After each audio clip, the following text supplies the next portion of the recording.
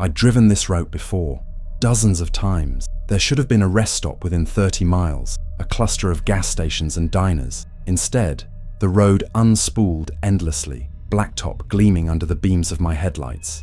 The GPS chirped. Directions, but the map looked wrong. Just a straight grey line with no turns, no markers, no towns. I tapped the screen. It froze. Then it flickered, showing a single word where the exit list should be. Keep going. A chill ran down my spine. By 9 p.m., my fuel gauge dipped low. I pulled into the right lane, scanning desperately for signs. Nothing, just mile markers counting. Up, 81, 82, 83.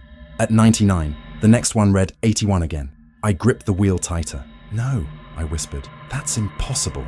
The radio fizzed with static. Beneath it, faint voices bled through, like passengers whispering in the back seat. I twisted the dial. Every station said the same thing, overlapping in broken tones. Don't stop. Don't stop. Don't stop. My phone was useless. No signal, just a black screen when I tried to power it on. Headlights appeared in my mirror. Relief surged. Another car. I waved, flashing my brights, but the driver didn't respond. As it drew closer, I realized there was no driver. The car glided forward, empty, its headlights burning too white, too steady. It crept up beside me, pacing me at 70 miles per hour. I turned my head. The windows were full of faces, dozens of them, pressed against the glass, pale, wide-eyed, mouths open in silent screams. My stomach lurched. I floored the accelerator. The car matched my speed, faces smearing against the glass as if pressed harder. At last, it slowed, vanishing behind me. But in the rearview mirror, the road was empty. By midnight, the fatigue clawed at me. My eyelids drooped, my thoughts frayed. Still no exits. Still the same repeating mile markers. I considered stopping on the shoulder, just resting. But the whispers swelled whenever I drifted too close to the white line. Don't stop. Don't stop. The words throbbed in my skull until I jerked back to the center lane. Around 2 a.m., I saw it, glowing neon, flickering red, a diner sign. Nearly cried with relief, pulled off the highway into a gravel lot. The diner looked frozen in time, chrome sides dulled, windows fogged. Inside, silhouettes sat in booths. I pushed through the door. A bell chimed. The smell hit me, burnt coffee, and something sweeter, coppery. A waitress in a stained apron glided forward. Her smile was too wide, teeth too sharp. Long drive? She asked. Yeah, I croaked. I've been stuck. I can't find an exit. Her head tilted. There are no exits. Not anymore. The room fell silent. Every silhouette in the booths turned toward me at once. Their faces were grey, hollow, identical. I stumbled back, heart pounding. The waitress's voice dropped to a whisper. Keep going. I bolted for the door. The lot was empty. My car sat alone, headlights dim. The neon sign flickered once, then died, plunging the diner into darkness. The building was gone, just desert stretching forever. Back on the highway, I drove in silence. My reflection in the windshield seemed wrong, mouth moving out of sync, eyes too bright. I reached mile marker 81 again, and again. At dawn, the sky lightened, but the road didn't change. No towns, no exits, no end. It's been 3 days. At least, I think so. The clock on the dash blinks nonsense. 88, 88. The fuel gauge hasn't moved in hours. I don't eat, I don't sleep.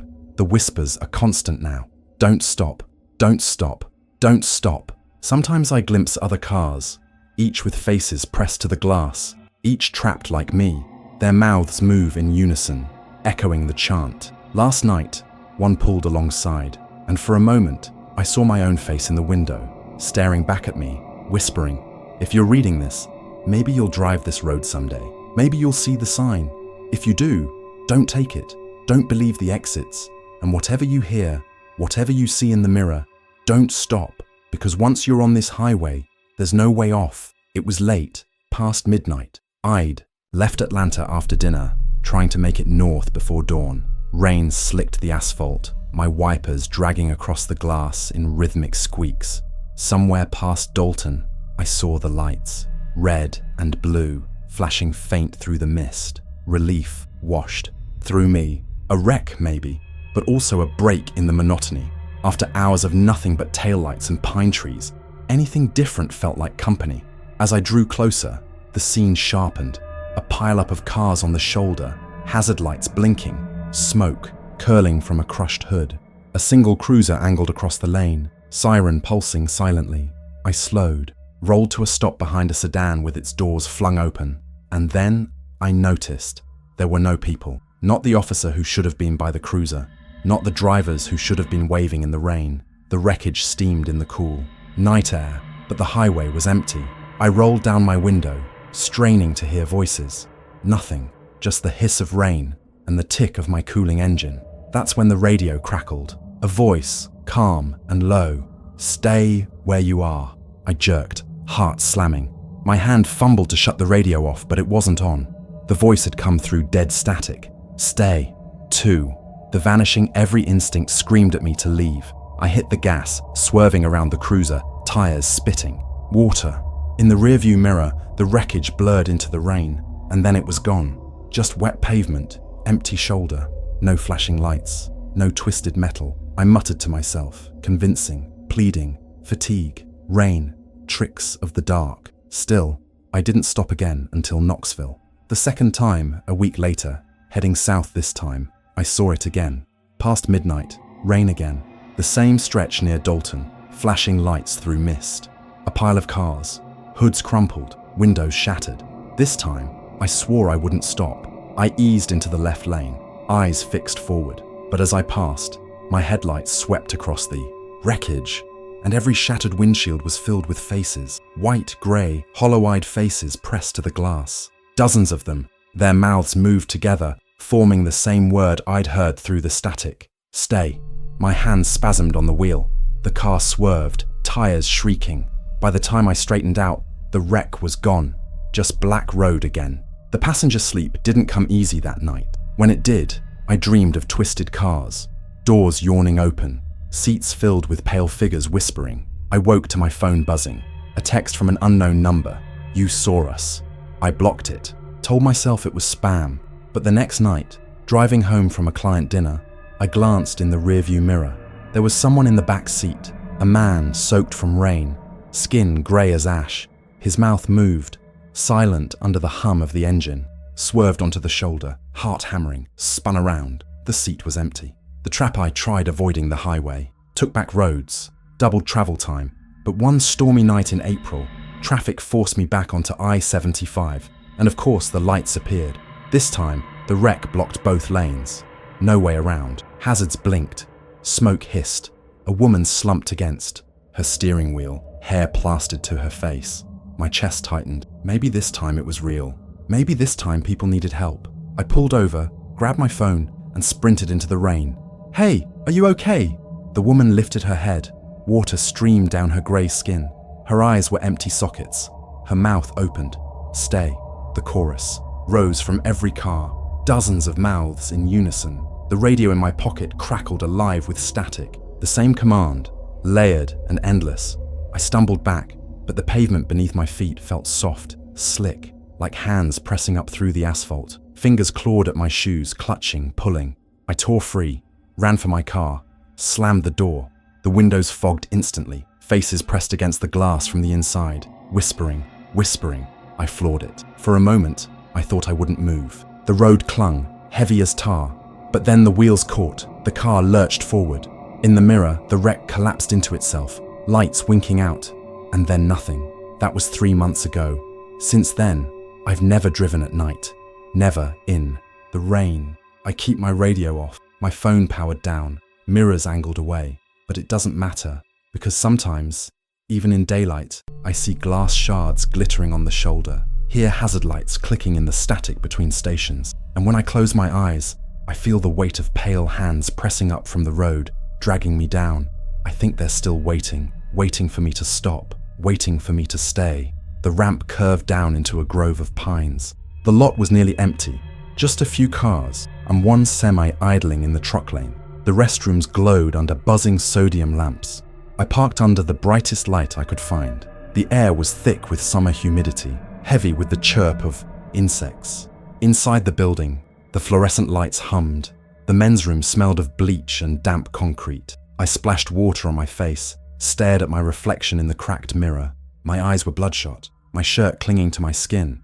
When I stepped back into the lot, I noticed something odd. The Semi was gone. Not just gone, vanished. No engine noise, no taillights down the exit road, and yet I'd only been inside for a minute. I shook it off. Drivers pull out fast. Maybe I just missed it.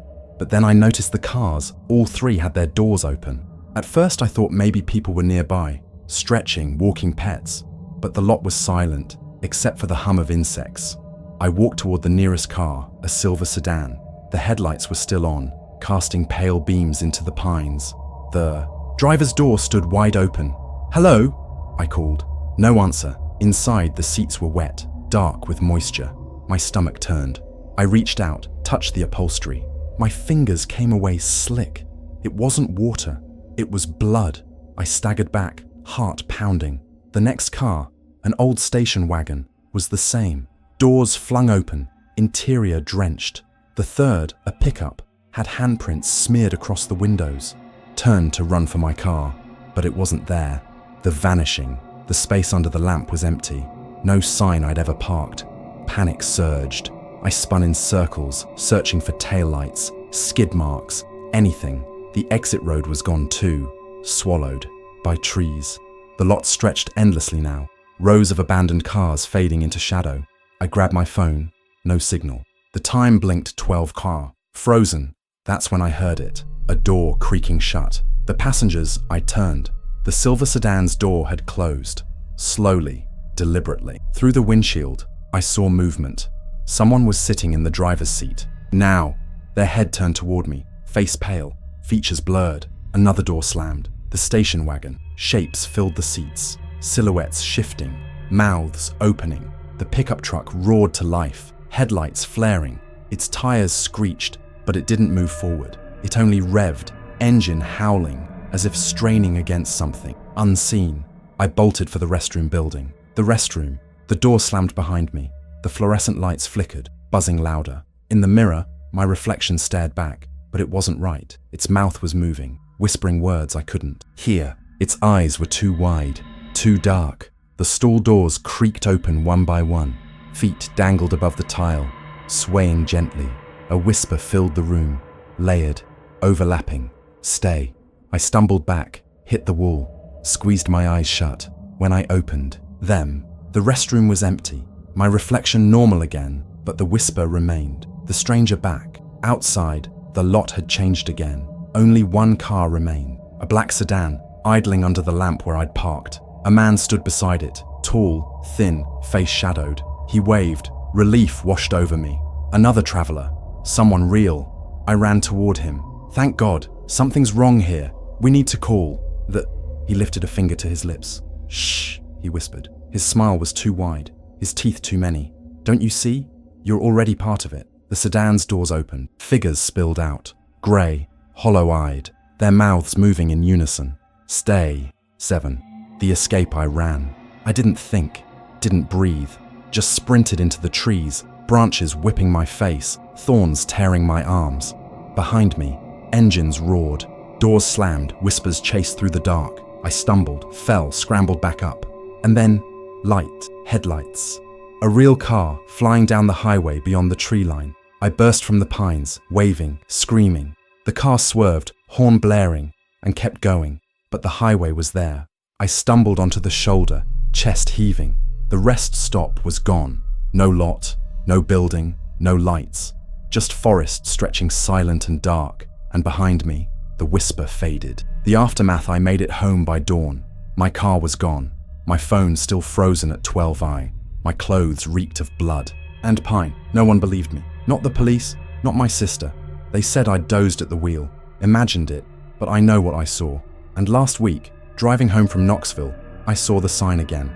Exit 210, Riverside Rest Area. It wasn't there on the map, but the arrow, pointed down, glowing green, and in the static of the radio, a whisper threaded through. Stay. I hit the detour sign 15 minutes after midnight, somewhere between Jefferson and Pine Hollow, not quite halfway to my motel bed, and the slice of gas station pizza I'd promised myself as a reward for surviving 6 hours of meeting. The sign leaned at a weird tilt on the right shoulder, orange diamonds sealed in reflective sheeting, that caught my headlights and flared too bright. A black arrow slashed left. Below it, a second sign. Crash ahead. Use alt route. The highway had been dead for miles. No brake lights, no troopers, no flicker of emergency beacons behind me. But the orange barrels were real enough, shouldered into the right lane in a neat line that forced me left. Beyond them, the asphalt narrowed and a row of cones pinched, the center line like a zipper being pulled shut. A second arrow told me to exit. Detour, it said, and then again, detour, as if the word needed momentum. I was too tired to be clever. I took the ramp. The new road dipped under the overpass like a river under a fallen tree. The concrete walls were scribbled with tags. At the far end, a portable sign hummed with amber LEDs. Follow local detour markers. A pair of arrows flashed. When I rolled past, the sign went blank, and for a second, I felt like a fish nosing through a current that closed behind it. The first marker was nailed to a utility pole at the corner. Orange rectangle, black arrow pointing right. Beyond it, houses squatted in the sort of neighborhood that only looks like a place people live when it's daytime. No porch lights, no curtains stirred. Lawns flattened into frost-silvered carpets. I made the turn and told myself I was grateful for human streets, for any place not ringed with pine and dark. 2 blocks down, another orange rectangle bent me left. The pavement changed under my tires, from the smooth, shoulderless ribbon of state-maintained road to something patched and heaving. The center line gave up. Driveways were rare, then gone. The houses thinned. A large raft of dark pressed beyond. The maples and utility poles. I knew the shape of it before I recognized it. Water. I'd driven this county a dozen times. There's a reservoir north of Pine Hollow, 7 miles long and 2 miles wide, cunnilingus-shaped and patient. In summer, kids launch fishing boats among the drowned trees where a town once stood. In winter, the surface skins over and snow lays a light white palm across it. When they built the dam in the 70s, they moved the highway south, away from the old bridge. Everyone knows the new road. The old one goes nowhere. The detour pulled me toward the reservoir like a string tugging a toy. I told myself it made sense. Use the causeway as a temporary route. Maybe the crash had cut off the stretch I'd usually take. Maybe a truck had rolled and spilled a load of something that needed a hazmat team and a full moon. My phone buzzed in the cup holder. I glanced down. The navigation app I never asked to open was open. Its blue line hugged the road I was on. The bubble at the top said, alternate route selected due to incident. Under that, 12 minutes added. The voice came on, even though I'd muted it, cheerful and unbothered. In 600 feet, turn left. There is no left, I told it, because sometimes talking to it makes you feel like you have leverage. In 600 feet, turn left, it said. Headlights blossomed in the rear view, sudden as someone lighting a match behind me. I twitched, the wheel out of reflex, then forced my hands steady. The car slid a little on frost and grit and caught again. The headlights drew close, too close. When they reached my bumper, they steadied, not quite touching, filling the rear window so completely my brain decided not to look back there at all.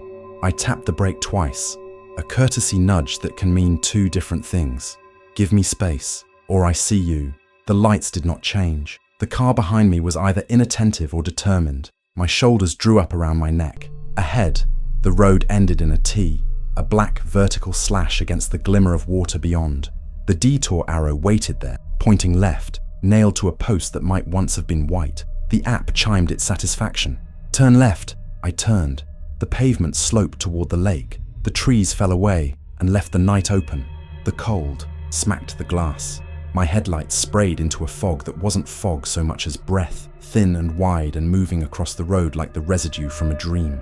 The old bridge rose ahead, a single-lane concrete thing barely wider than my car, topped with a simple rail that would have let water lick its knees in flood years. The road that reached it looked new in a way that meant not new but recently revealed. The salt scars wore patterns I didn't know. The white line at the edge was too even. The orange detour signs, small now, like flags for a foot race, had been stapled to the rail posts at every 20 yards. It felt like stepping into a mouth lined with golden teeth. As I rolled onto the bridge, I checked the dam's face in my mind. Its bulk far down lake, its steady breathing. I told myself it was stupid to check things with memory. I told myself I was lucky to have a detour that remembered the way an old road lay. Halfway across, the car behind me blipped its high beams. The flare jittered in my side mirror. I glanced at them and felt my scalp crawl. The shape behind that glare was wrong. The headlights sat higher and closer together than headlights should. The hood rose too abruptly. The windshield was a tilt, more upright than modern cars build. The engine noise didn't reach me at all. I made myself look forward again. It's easy to punish yourself with what you can't see. On the other side of the bridge, the old highway shrugged itself out of the water and into the trees, a two-lane that became gravel, that became dirt, and then inexplicably pavement again. The detour markers marched me along. The map on the phone rotated and slid, hunting for satellites like an anxious dog searching for where its owner went in a game it did not enjoy.